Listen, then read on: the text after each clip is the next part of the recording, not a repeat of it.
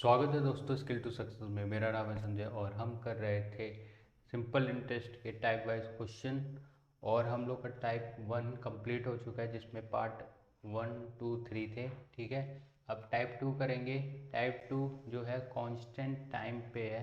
ठीक है, constant time पे कैसे क्वेश्चन बनते हैं, कैसे फ्रेम होते हैं, आपको यहाँ से पता चलेगा। ठीक है, अभी तो ऐसे क्वेश्चन फ़िलहाल में पूछे कम जा रहे हैं, पर क्वेश्चन आने की संभावना रहती है। ठीक है, तो आप इसको जो है डाटा को और टफ बना के क्वेश्चन को फ्रेम कर देते हैं।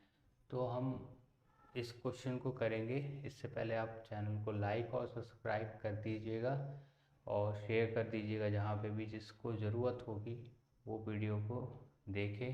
ठीक है, तो चलते हैं आज के क्वेश्चन पे। क्वेश्चन क्या कह रहा है कांस्टेंट टाइम का। एक राशि साधारण ब्याज पर 7 वर्षों में दोगुनी हो जाती है। कितने वर्षों में? ये राशि मूलधन राशि से 5 गुनी हो जाएगी।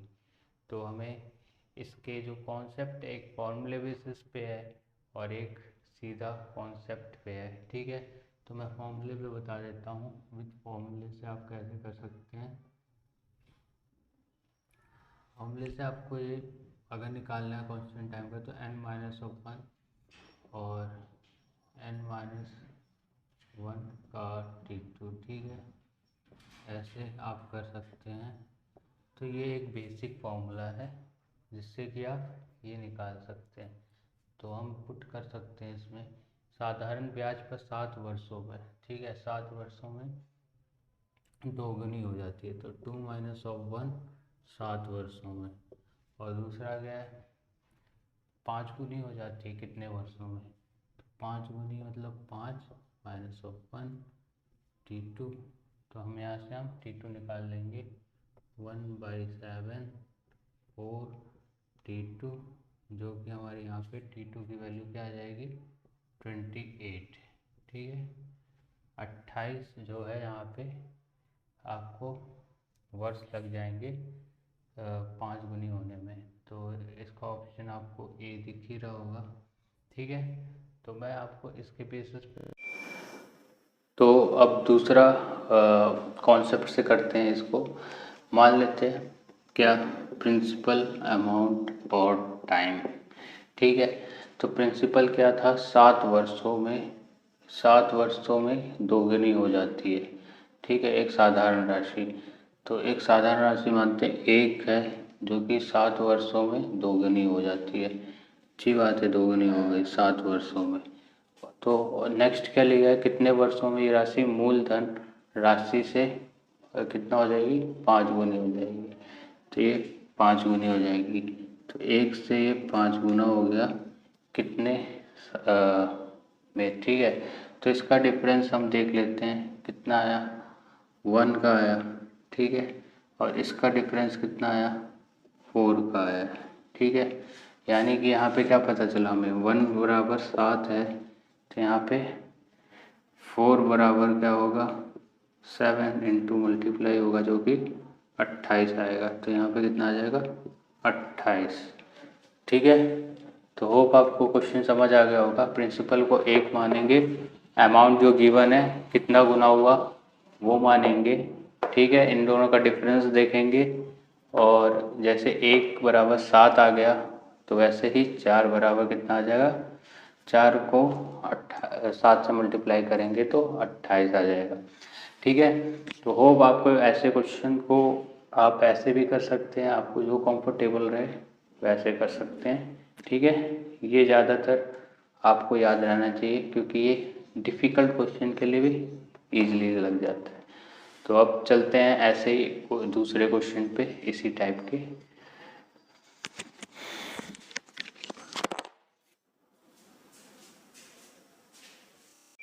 सो दोस्तों, हम आ चुके हैं दूसरे क्वेश्चन पे और ये क्वेश्चन उसी की तरह है पर थोड़ा सा ट्विस्ट है।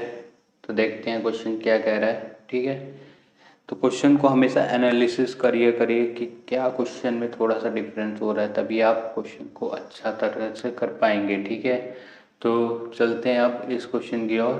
क्वेश्चन है कोई धनराशि 12 वर्षों में 7 गुना हो जाता है, यदि धनराशि का 42 वर्षों में कितना गुना है, यही धनराशि का 42 वर्षों में कितना गुना हो जाएगा। ठीक है, तो हमें अब देख सकते हैं यहाँ पे वर्ष नहीं पूछा हुआ है, तो कितना गुना हो जाएगा ये पूछा गया है। तो पहले मेथड से करेंगे, फर्स्ट वाले पे। तो जानते हैं N1 minus 1 T1 N2 minus 1 T2। ठीक है, ये मैंने आपको बताया था।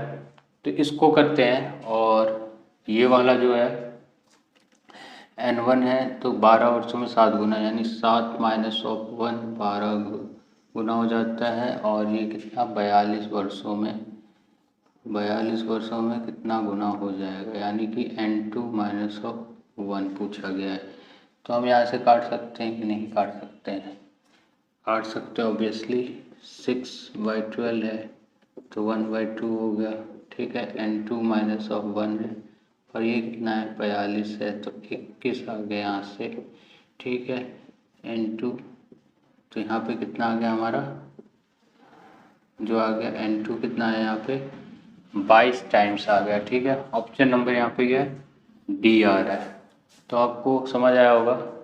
ठीक है, सीधा वैल्यू पुटिंग करना है, फॉर्मूला याद है तो कर सकते हैं, नहीं तो आप दिमाग लगा के थोड़ा सा कर सकते हैं, जैसे मैंने बताया है।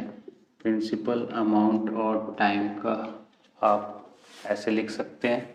ठीक है, पहले क्या बोला है 12 वर्षों में 7 गुना हो जाता है, तो एक था 7 गुना हो गया 12 वर्षों में।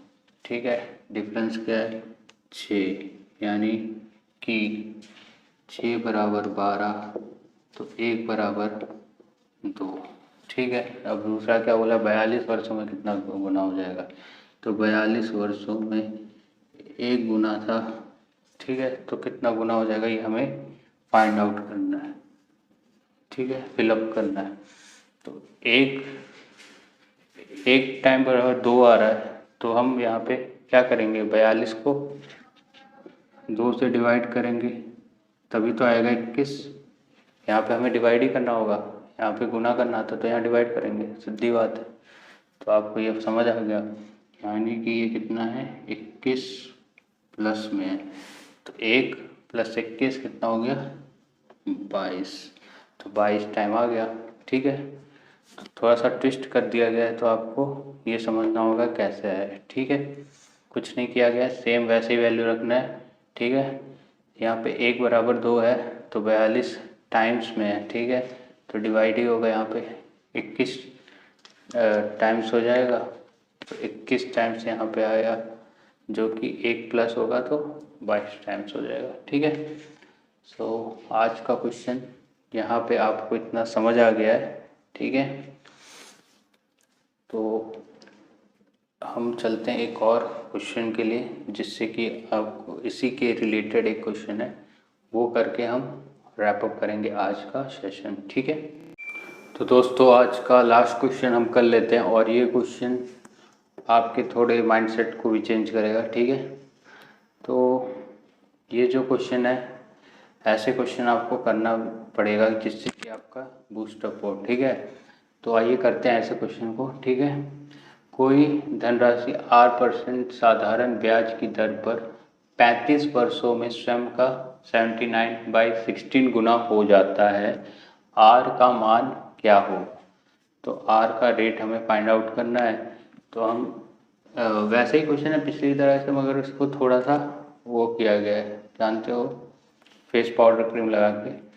तो आइए रेट मगर यहाँ पे निकालना है, तो आप क्या करेंगे, आप जानते हैं यहाँ पे रेट का क्या होता है, रेट परसेंट कैसे निकालते हैं, SI/P